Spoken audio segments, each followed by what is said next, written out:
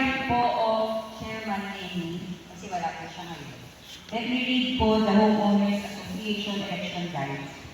So, whereas the election committee is called to perform its task in the conduct of the annual election of the board members and officers of the Homeowners Association, and guidelines must be in place in order to achieve a fair, orderly, and pure and peaceful election. Now, therefore, it is resolved that the election guidelines hereunder shall be observed in the conduct of election of board members and officers of Homeowners Association. First po is calendar and venue of election. Under calendar and venue election, certificate of candidacy in the form provided has to be filled by any candidate on November 4, 2024 to November 16, 2024 in HOA office. Number 2 po, election campaign shall be on November 17 to 27, 2024. Number 3, casting of votes shall be on November 30, 2024 at 7 o'clock in the morning to 3 o'clock in the afternoon at designated area in the covered court, basketball court, Candales, Masiligan Subdivision Phase 2, Lipardo, Caloocan City. Second section po is qualification and disqualification of candidates. Kasi everyone can be a candidate po, pero everyone is not qualified.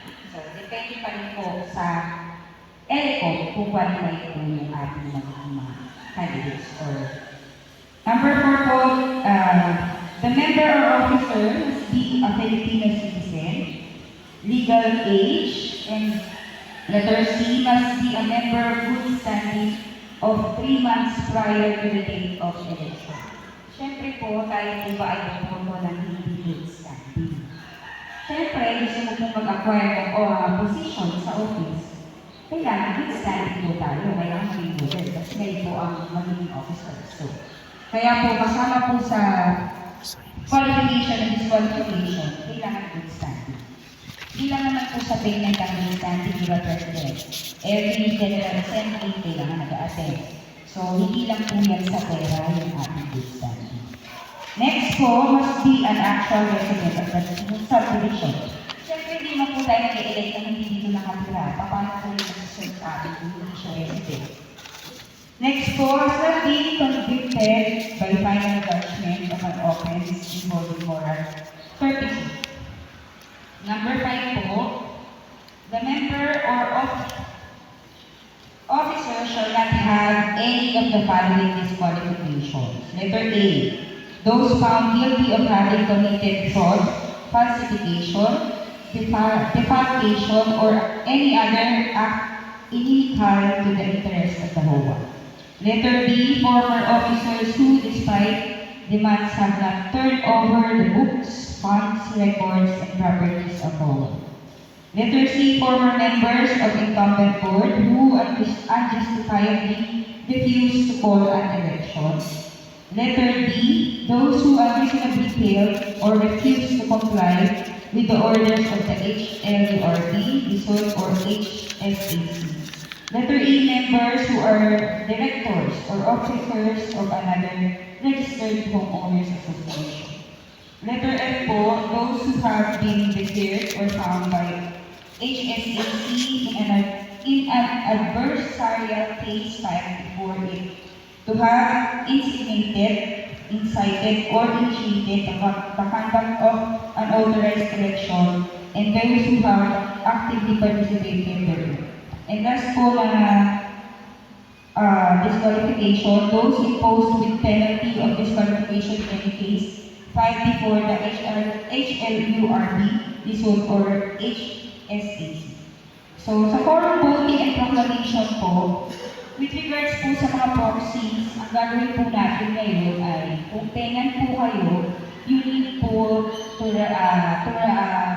provide a writing na kayo po ay tenant. For example, tenant of address, and then representative of yung may-ari. So, yung papel po ay dapat po may firma po ng owner. At pagkatapos po nun, kasama rin po ang photocopy ng ID ng owner and photocopy ng ID ng representative para po mapayagan po siya makaboto. Clear po tayo doon? Okay po. Next, the casting of votes shall be through secret ballot in the designated area. Number 8, each candidate can submit the election committee the names of their 2 watchers who shall act alternately during the election proper. They shall not speak to any officer, voter, or among themselves, nor engage in any activity in such a manner as would disturb the election and the proceedings of the election committee. Number 9 po, immediately after the closure of the casting of votes, the votes shall be counted and canvassed continuously by the election committee, and thereafter the candidates who receive the 9 highest number of votes shall be proclaimed to have won the election.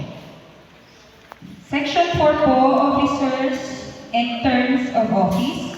So number 10, the elected 9 members of the board shall hold office for a term of 1 year and until their successors are elected and qualified. During their organizational meeting or the first meeting immediately after the election, the board shall elect the president, vice president, secretary, treasurer, and such other officers among themselves. Long-term lessees and tenants are not qualified to be elected or appointed as president, vice president, secretary, treasurer, or the HOA. And in no case shall not lessees constitute the majority of the vote. Next po, number 5, section 5, ay protest. So number 11, election protest shall be in writing and must be filed with the election committee within 5 days after proclamation of the winning candidates, specifically stating the ground thereof, except on issues of qualification and disqualification of candidates or voters, which must be filed within 3 days from discovery thereof. Last po is applicability and implementation. So in accordance with the other applicable laws, rules, and the bylaws and the guidelines shall be implemented by the election committee in the conduct of the election, and all homeowners, members are urged to cooperate for the best interest of the subdivision. Okay po, ito pong